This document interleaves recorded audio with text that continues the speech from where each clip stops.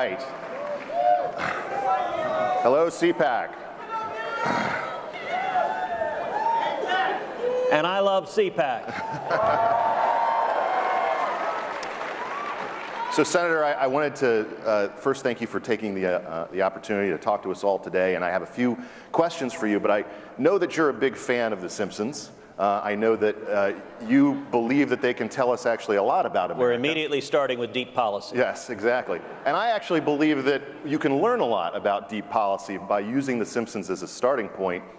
For instance, when Homer and Lisa were having a conversation about gun rights in America, look it up, it's in the Cartridge Family episode, Homer points out that guns are for things like protecting your family, hunting delicious animals, and making sure that the King of England never shows up to push you around. All good things. Lisa's response to this is to say that, well, Dad, it's actually a relic, a remnant of the Revolutionary War era. It doesn't really mean anything anymore. What do you say to that? I think the Democrats are the party of Lisa Simpson. And Republicans are happily the party of Homer and Bart and Maggie and Marge. So, just to continue this a little bit, the left today basically says the King of England isn't going to come and push us around anymore. Yep. There is no threat in America from tyranny. You know, we don't have the kind of threats, you know, whether in the Old West or something like that, that we experience anymore. Why can't somebody do something for the children? And that's essentially what we saw last night on CNN and that we've seen in the conversation about guns over the past couple of weeks. You mean last night's CNN infomercial? It was quite an effective one, though. Look, it is an amazing thing, and it's tiresome. Every time you see a horrific crime, people in the media and Democratic politicians immediately try to leap on it to advance their agenda, and their agenda is stripping the Second Amendment rights away from law-abiding citizens. And you know, you mentioned the King of England isn't going to come from us. Let's be clear where many of the Democrats want to end up. Dianne Feinstein was very open and candid where she said, if I can say, Mr. America, Mrs. America, give me your guns, I will. That's where they want to end up. You look at one of the biggest cheer lines last night, it was when talking about confiscating guns.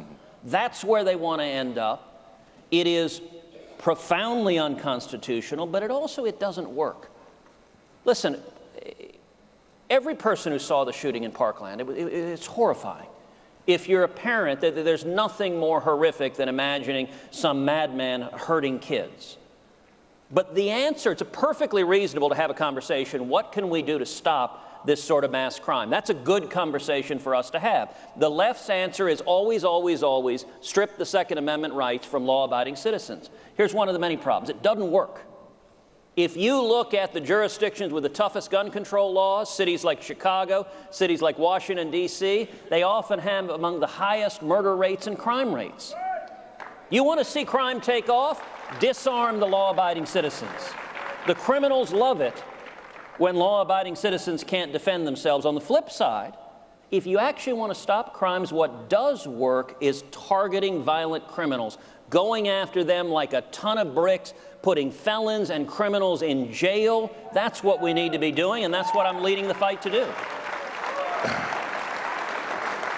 You know, I'm not on Twitter right now, but I do wonder if in the 5 minutes since we've started, whether Chris Cuomo has tweeted that you're afraid to come on his program to talk about this.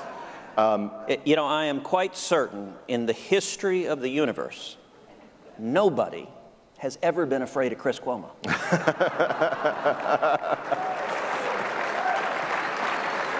I do want to ask you, though, I think, a question that is on the minds of a lot of people who do care about this issue before we move away from guns, which is this.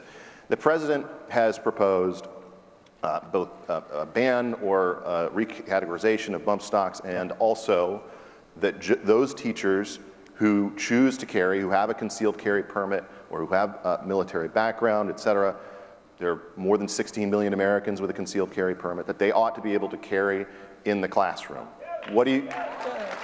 I think we can tell what this audience thinks about that.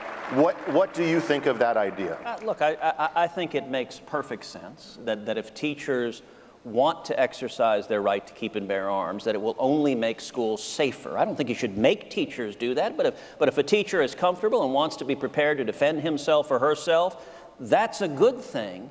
And there's also... There's a lot we can be doing. Look, this pattern plays out where in Washington, lots of politicians want to do something. That's whenever something bad happens, there's an urge to do something, and there's very little focus on what the something is. And, you know, when I was first elected to the Senate in 2012, I showed up in 2013, and very shortly thereafter, we saw the horrific shooting in Newtown, Connecticut, and another school shooting. It was horrifying. And Republicans were falling all over themselves, scared, and you had Chuck Schumer and Democrats saying, now we're going to pass massive gun control legislation. Well, we beat that, and I was a brand new baby freshman senator and happily led the fight against it. But we didn't beat it with nothing. We beat it with an alternative, which is I authored legislation that was known as the Grassley-Cruz legislation. It was also known as the law enforcement alternative. And what did it do? It targeted bad guys. It protected law-abiding citizens, and it targeted bad guys. So, for example, on school funding, Grassley-Cruz had $300 million for school safety funding. The Obama administration had cut $300 million from school safety. We added that back. Well, what happened in the Senate, we got 52 senators, won a majority of the Senate, won 9 Democrats, the most bipartisan support, but Harry Reid and the Democrats filibustered Grassley-Cruz, and so it didn't pass. They demanded 60 votes. If that $300 million of school safety funding had been there, that might well have resulted in an armed police officer at the Parkland High School, which could have made a difference in terms of intercepting that crazed madman and stopping him before he murdered those teenagers. This is a question not so much about guns as government competence. Yeah. One of the lines that we use a lot at the Federalist is, consider the possibility that we are led by idiots. And it's more than a possibility. Talk to me for a moment about our nation's law enforcement, and particularly the FBI.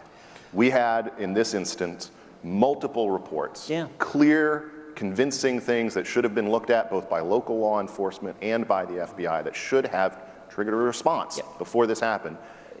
Do we have a basic competence problem within these agencies, and how could we solve it if we do? Well, there were a lot of red flags. There were a lot of warning signs. There was calls after calls after calls and reports after reports, and in both local law enforcement and the FBI failed to act on that information. Now, the FBI, law enforcement, has a hard job. They get a lot of information. But, you know, we've seen in these terrorist attacks in the past where there's a lot of information on the front end. I will give you an example. So a few months ago, Texas suffered our own mass murder in Sutherland Springs. It's the worst church shooting in the history of the country. And I was in Sutherland Springs the day after the shooting. I stood in the sanctuary. Sanctuary is not much bigger than this stage. It's a small country church. That madman fired over 450 rounds. The sanctuary, you had shattered glass, you had shattered wood, you had church pews overturned as people were hiding under it, you had blood and shattered cell phones. It's the most horrific thing I've ever seen in my life. Now, if you look at Sutherland Springs and say, how do you stop that from happening? The madman there, the shooter there, it was illegal for him to buy a gun, twice over.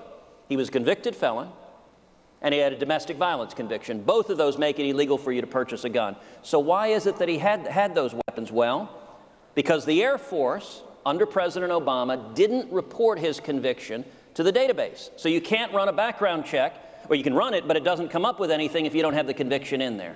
Now, the Grassley-Cruz legislation I introduced would have directed the Attorney General to audit the federal agencies to make sure they report criminal convictions, get them in the database, and not only that, when the shooter in Sutherland Springs went in to buy his gun, he filled out the form and he lied on it twice. He checked that he had no felony conviction. He checked that he had no domestic violence conviction. Both of those lies were crimes. Those were separate felonies.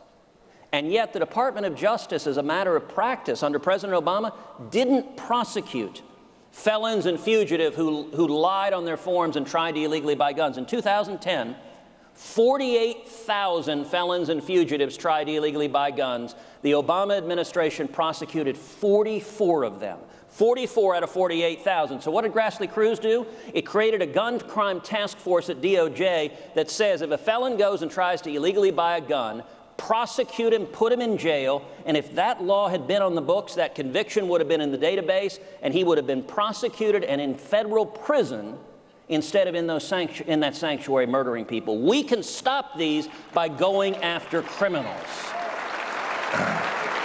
I want to shift to another area of incompetence. The New York Times this past week had a piece about people who were squeezed by Obamacare, which I didn't think was supposed to be something that happened, but apparently it did. And one of the things that they were talking about was basically, well, you know, on the one hand, we have these people who can't afford the premiums because they're making too much money to be on Medicaid, and then we have these people on Medicaid who are forced to go to the equivalent of Dr. Nick Riviera. And you've tried the best, now try the rest. What can be done in this circumstance to actually provide some relief for these families, given that apparently the Republican promise about repealing and replacing Obamacare is not something they're interested in living up to? Well, look, few things have been more frustrating and maddening the past year than seeing Republicans come short on Obamacare. Now, I will say, looking back at 2017, as conservatives, as those who love liberty, we have a lot to be gratified for. When we started the year with a Republican president, Republican majorities in both houses, I think the four big priorities were tax reform, regulatory reform, Obamacare, and judges. Tax reform in December was phenomenal, cutting taxes. We've seen over 4 million people getting pay raises, getting bonuses. The economy is moving forward. An unambiguous win. Regulatory reform has been one of the greatest successes of the Trump administration. Just about every agency lifting job-killing regulations. In Texas, I hear every day from small business leaders who are investing money, who are expanding, who are hiring. That's another tremendous success. Obamacare remains the biggest unfinished commitment, but it's worth noting two things. Number one, as a part of tax reform, we repealed the Obamacare individual mandate.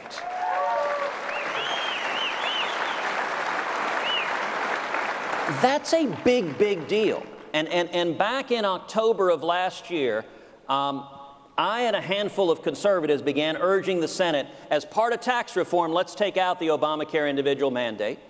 When we started, we had virtually no support in the conference. We maybe had a half dozen senators who agreed with us. Most of the Republicans, their response was, look, we tried with Obamacare, we came up short, let's not muck up tax reform by bringing Obamacare into it. And I understood that sentiment. But we made the case, both publicly and privately, the individual mandate. Every year, the IRS fines about 6.5 million people because they can't afford health insurance. Roughly 1 million of those are in Texas. Roughly 80% earn $50,000 a year or less. Roughly 40% earn $25,000 a year or less. So you're a single mom. You're working 2 jobs. You're working your fingers to the bone. You're not even making $25,000 a year. You can't afford health insurance because premiums have skyrocketed, and to add insult to injury, the IRS comes along and fines you. It's what led Bill Clinton to call Obamacare one of the craziest things in the world. About the only time I've ever agreed with Bill Clinton. Well, other than about Hillary. I'm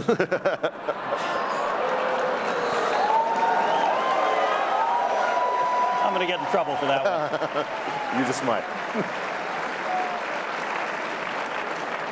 Repealing the individual mandate provides real tax relief to the 6.5 million people getting fined by the IRS, but we need to go back at it, and I'll tell you, I am committed to continuing to roll up my sleeves and working to get 50 Republicans together on the same page and honor our promise and repeal the disaster that is Obamacare. Well, Bill Clinton did want to go to Wisconsin, and she didn't listen to him then. So, yeah, that's what I meant. Most talented politician in the Democratic Party of his generation, just a hillbilly. When it comes to looking at sort of the state of the conservative movement after a first year of this president, one of the things that I'm curious about from your perspective is how much conservatism is healthy versus sick. And the real hit that I heard from a lot of people, many of whom might be here today, against President Trump before he became president was he's going to reduce conservatism to sort of this smallest portion. He's not going to be governing that way. You might even use Sideshow Bob's tagline when he was running for mayor, "You long for a cold-hearted Republican to lower your taxes, brutalize your criminals, and rule you like a king." Do you think that he's... Don't blame me, I voted for Kodos. Why do you think it's turned out differently than that? And do you think that conservatism now is actually healthier than it was perhaps 2-3 years ago?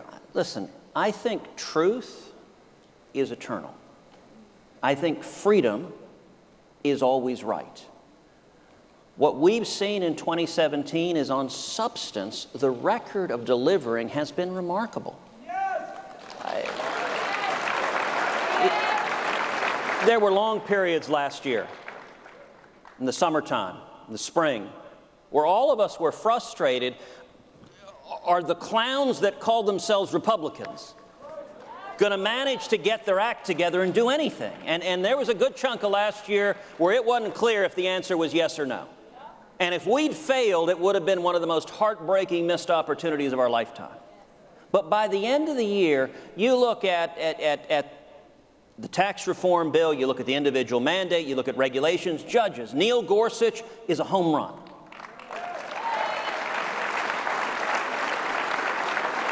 We confirmed 12 Federal Court of Appeals judges, the most in the first year of a presidency in history. Barack Obama had 4, we had 12. And for all of us that cherish the Constitution and the Bill of Rights, the First Amendment, the Second Amendment, the fundamental liberties of an American, judges are front and center. Look, one of the great victories as part of the tax reform bill was an amendment I introduced expanding college 529 savings plans so that you can also save for K through 12 education, the most fundamental federal school choice legislation that has ever passed. Now, when you walk down the halls of the Capitol, reporters inevitably inundate you, and their questions are never about substance. And I have a standard rule of thumb. I won't comment on tweets, and I have nothing to say on the comment of the day or the scandal du jour. If you want to talk substance, you want to talk policy, tax reform, reg reform, you want to talk about judges, you want to talk about the Second Amendment, I'm happy to talk about any substance, but I'm not going to worry about the political circus that is Washington. And I think the American people are very happy with the results we're getting, and we need to keep producing those results. You know, I think there's an interesting experience that I'm sure a lot of people in this audience have had, particularly the younger people in this audience, those who are going to college currently and are surrounded on campus by a lot of people who might not agree with them, which is that it's very difficult in this day and age to live boldly as someone who is a conservative, a libertarian who believes in liberty and in the founding within the public square. If you could, give some advice to those folks who are in the audience today who have to endure the slings and arrows of all the people around them. I know you had to endure them yourself when you were at Princeton. Tell us a little bit more about what you think helps you in that environment. Well, listen, I love CPAC. And what I love the most about it is all of the young people. CPAC is about young people. Now, why? Why is it that so many young people come to CPAC? Because CPAC is about liberty. I call young people Generation Freedom. Because you want to know what resonates to everyone who is at some college that is run by a bunch of 60s hippies who are imposing some draconian speech code.